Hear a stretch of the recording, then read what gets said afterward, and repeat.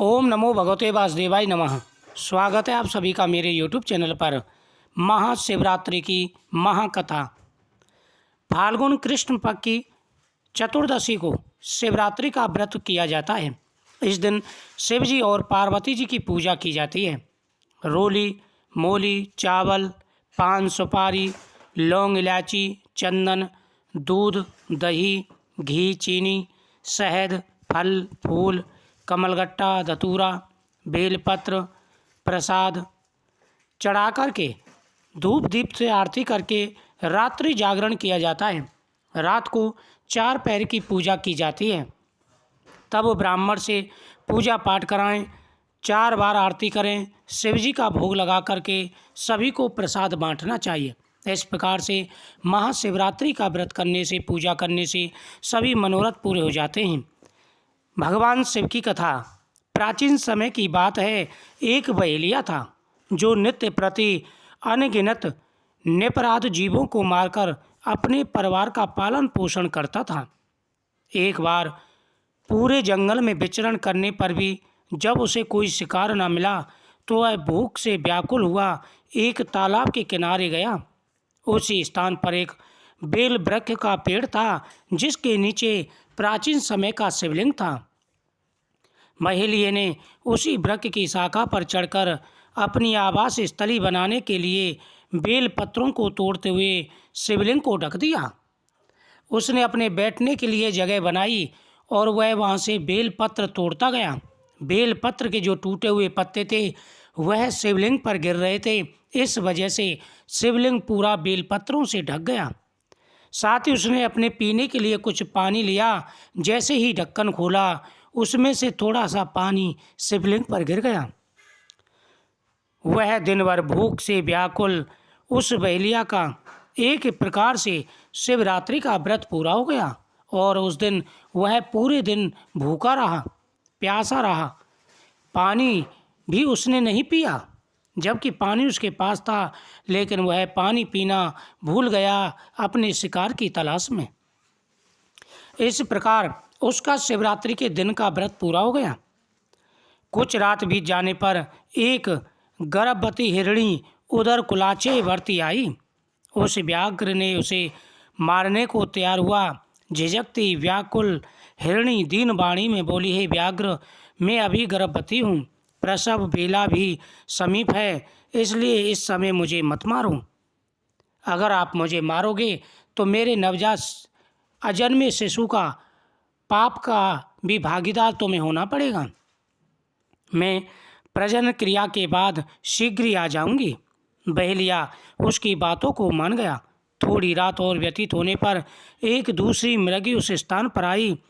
बहेलिया के निशाना साधते उस मृगी ने निवेदन किया, मैं अभी ऋतु क्रिया से निमृत सकामा हूँ, इसलिए मुझे पति के पास जाने दीजिए। मारिए नहीं, मैं पति से मिलने के पश्चात स्वयं तुम्हारे पास आ जाऊंगी। बहेलिया ने उसकी बात को भी स्वीकार कर लिया। रात्रि की तृतीय बेला में एक तीसरी हिरणी छोटे छोटे बच्चों को लिए उसी जलाशय में पानी पीने आई। बहेलिया ने उसको भी देखकर धनुष पर बाण चढ़ा लिया। तब वह हिरणी कातर स्वर में बोली कि हे व्याघ्र, मैं इन बच्चों को हिरण के संरक्षण में कराऊं, तब तुम मुझे मार डालना। बहेलिया ने दीन वचनों से प्रभावित होकर उसे भी छोड़ दिया। यानी 3 हिरणियों को बहेलिया ने छोड़ दिया। उसके 3 पैर की पूजा संपूर्ण हो गई। जिस हिरणी को वो छोड़ता, धनुष पर बाण चढ़ाता, उसके बाण के नोक से पत्ते टूटते और वह शिवलिंग पर गिर जाते। साथ ही वह पीने के लिए जैसे थोड़ा सा रात में पानी लेता, वह भी शिवलिंग पर गिर जाता। प्रातःकाल के समय चतुर्थ पहर में एक महाशल बलवान हिरण उसी सरोवर पर आया। बहेलिया ने पुनः अपने स्वभावानुसार सर संधान करना चाहा। यह क्रिया देखते ही हिरण व्याघ्र से प्रार्थना करने लगा कि हे व्याघ्राज, मुझसे पूर्व आने वाली 3 हिरणियों को तुमने मारा हो तो मुझे भी मारिए, अन्यथा अगर वे तुम्हारे द्वारा छोड़ दी गई हों तो मुझे मिलकर आने पर ही मारना। हे बहेलिया, मुझसे पहले 3 हिरणियाँ अगर आई हों और तुमने उन्हें मार दिया हो तो मुझे भी मार दो, अगर तुमने उन्हें छोड़ दिया हो तो उनसे मिलने के लिए मुझे भी छोड़ दो। मैं उनसे मिल करके तुम्हें वचन देता हूँ, शीघ्र ही तुम्हारे पास आऊँगा। बहेलिया बोला कि हे हिरण, मैंने इसी बातों में आकर के 3 हिरणियों को छोड़ा है। पहली गर्भवती थी, दूसरी कामातुर थी, तीसरी बच्चों के साथ आई, और तीनों की बात मान करके मैं सुबह से लेकर के दूसरा दिन मुझे हो चुका है, बिना कुछ खाए पिए से वृक्ष पर बैठा हूँ, लेकिन वह अपने वचन को नहीं निभाने आई। अब मैं तुझे भी छोड़ दूंगा तो मेरे परिवार का क्या होगा? मैंने 3 हिरणियों को पहले ही छोड़ दिया है। हिरण ने कहा कि मैं तुम्हें वचन देता हूँ, मैं भी उनका सहचर हूँ, उन 3 हिरणियों से मिलकर के मैं शीघ्र ही आ जाऊँगा। हिरण की करुणामयी वाणी सुनकर बहेलिया ने रात भर की बीती बात पूरी उसे बता दी तथा उसे भी छोड़ दिया। दिन भर का उपवास, पूरी रात जागरण तथा शिव प्रतिमा पर बेलपत्र गिराने के कारण बहेलिया की अंतरात्मा शुद्ध हो गई। एक तो पूरे दिन रात का भूखा प्यासा, दूसरा उसने जीवन दान दिया, तीसरा शिवलिंग पर बेलपत्र चढ़े और जल चढ़ाया। इसकी वजह से उसके सारे पाप नष्ट हो गए और वह शुद्ध हो गया, उसका अंतःकरण शुद्ध हो गया। अब उसके विचार बदल गए। फिर क्या हुआ? वह बिल्कुल कोमल हृदय हो गया, उसका स्वभाव बदल गया।